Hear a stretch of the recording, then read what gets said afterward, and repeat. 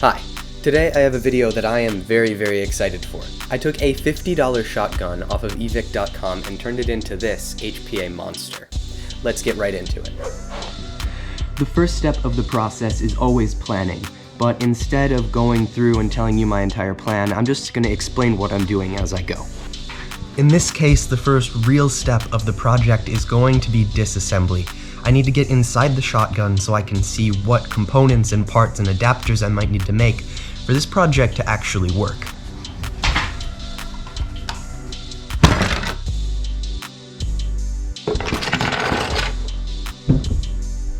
Okay, I have everything I need to be able to continue the project, but I don't have everything I need to actually make it happen as of yet. That's where it comes down to a little bit of ingenuity and a little bit of theft. The ingenuity may not be my own. My original plan was to take an existing HPA engine and redesign it to have 3 nozzles. This would have been a lot of work, a lot of time, and potentially a lot of money in manufacturing. When I shared my idea with an Illinois Discord group, they told me about a project that had been done that was similar. A user took an AEG AA-12 shotgun and converted it to HPA. Instead of designing a whole new HPA engine, what he did was manufactured a 3-way nozzle adapter. All you have to do is put this adapter on the end of an HPA engine, and then you're pretty much ready to go. I liked his idea, and so I decided I would copy it. So I made my own. My design was simple and should be pretty easy to 3D print. I just started 3D printing all the parts that I can think of that I'll need for this project. Down here we have an M4 adapter so that instead of taking the small 10-shot shotgun shells, it will take a M4 magazine, which means that when I'm going full auto, it'll last a lot longer than it would with just those tiny shells. Here we have my SLA printer. This printer is printing the 3-way nozzle adapter that's going to go on the end of the HPA engine. The reason I'm using the SLA printer instead of an FDM printer like the one I have down below is because I don't want layer lines. Any layer lines that are in the print could cause really bad air seal, and I want it to be as consistent as possible, even though it's a stupid mess-up joke gun. Still, I want it to be accurate. Because this shotgun isn't going to be pump action anymore, I decided I don't really want this pump on it. Instead of having that be the handguard, I figured I would do something a little bit more fun.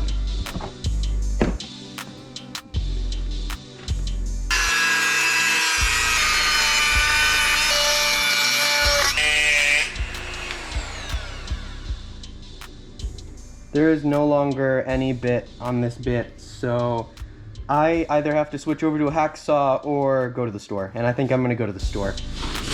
Okay, so I had to go buy some Dremel attachments and also a hot glue gun, so I should have all the tools I need now to finish the project.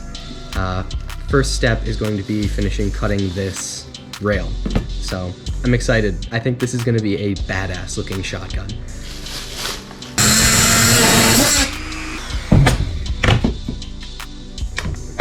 Look at that!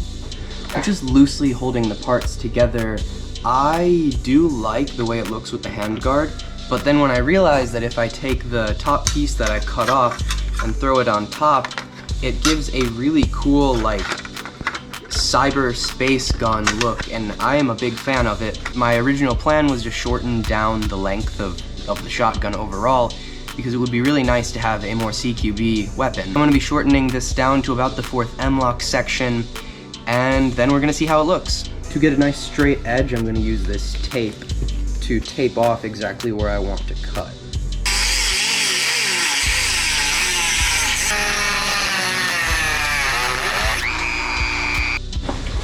Yeah, this was the right call. This looks badass as hell. I am going to shorten down the barrel in a, I think, kind of clever way. My plan is to cut it off at the end here and re-drill the holes, and that way I will still have the threading. I actually have the right tool for the job for once. Hopefully this is big enough.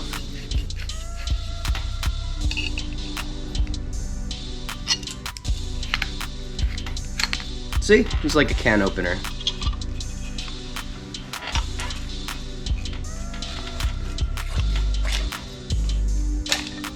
There we go. That is one way to remove the orange tip. Perfect. I'm happy with that. I am loving how the shotgun looks so far. One thing that I do want to change, however, is the length of pull.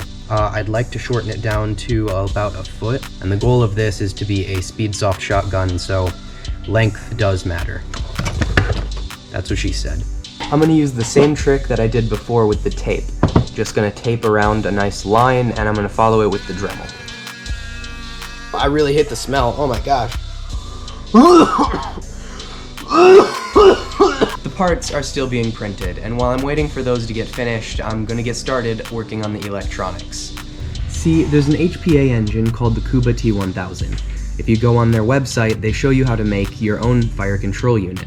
I was going to recreate that circuit. In fact, I bought all the components and tried to assemble it probably 5 or 6 different times, but I'm definitely not an electrical engineer. What I am is a software developer, so instead of making a circuit, I'm gonna use one that's already put together, and I'm just gonna program it. Mounting the trigger switch was really easy. All I had to do was glue the switch in a position that the trigger would press on it when I pull. This gives it a much better trigger pull than it had when it came out of the box. I decided to use the magazine release that came on the shotgun as the fire selector. When I pull back, the magnets get close enough that it holds it in the on position, and when I push it forwards, the magnets are far away that they don't do anything. Because the magazine release won't exactly be operational anymore, I decided I would 3D print an M4 adapter. The benefit of this one is I added holes in the bottom so I can use these tracer LEDs, and then I won't need an external tracer unit. The mag adapter is going to have to be attached permanently, and I'm just going to do that with the hot glue gun at the same time as I reinforce the switches and the magnets. The step I finally get to do now is wiring up the switches. Part of the reason I waited until now to do this is because I hadn't written the code for the Arduino yet, and I wanted to be efficient with my wiring. So, I'm gonna get started soldering these up the way they need to be.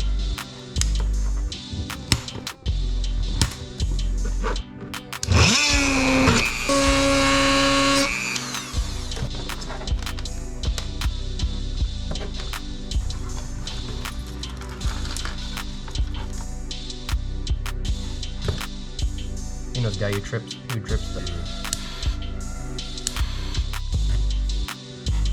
That's not supposed to happen. Come on. There we go.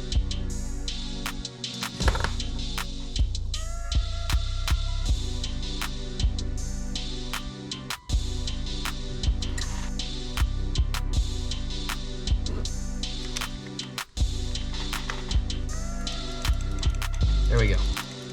Cool.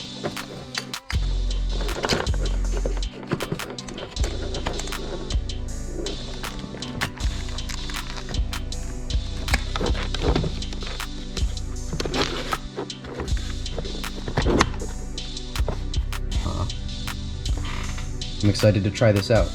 I just plugged the circuit into an external power supply and we can finally test the firing modes. Right now the magazine release is in the forward position, which means it should be in semi-auto. As you can hear, by pulling the trigger, the solenoid actuates just like it should. If I pull the magazine release back, that'll switch it into full auto. Okay, so I just tried to test fire the shotgun, and we're having some wicked air seal problems, which means the BBs are basically just rolling and falling out the end of the barrel.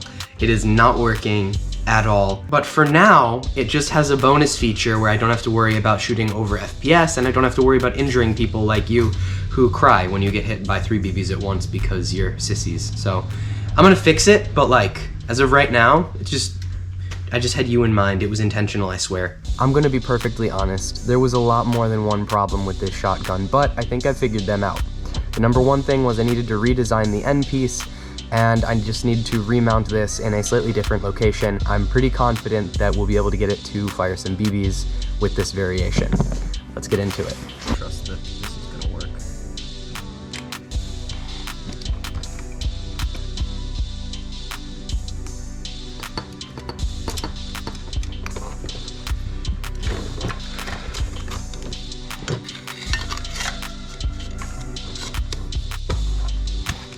I have no idea how confusing this is, right?